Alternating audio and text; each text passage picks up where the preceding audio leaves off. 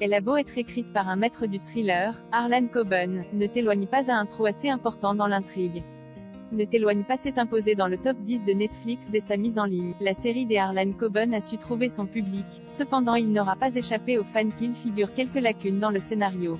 Plus qu'une lacune, il s'agit ici plutôt d'un trou béant. À tel point que c'en est. La série suit 3 personnes qui mènent des vies séparées mais qui sont en réalité liées d'une manière ou d'une autre par des crimes passés et des drames sinistres. Megan, Cush Jumbo, Ray, Richard Armitage, et le détective Broom, James Nesbitt, finissent par se croiser après la disparition d'un homme nommé Carlton Flynn. Et le trio est obligé de prendre des mesures drastiques alors que le passé revient les hante, sans être des spécialistes en criminalité, ni même des script doctors, ces experts qui supervisent et aident à l'écriture d'un scénario. Les fans de la série ont vite repéré le trou dans l'intrigue qui concerne le personnage de Megan, et qui s'appelait auparavant Cassie. On l'apprend rapidement, Megan a travaillé auparavant comme stripteaseuse dans la boîte nommée Vipers et s'appelait à l'époque Cassie. Après un drame, elle décide de changer de vie et devient le modèle de la mère de famille parfaite dans sa banlieue chic, sous le nom de Megan.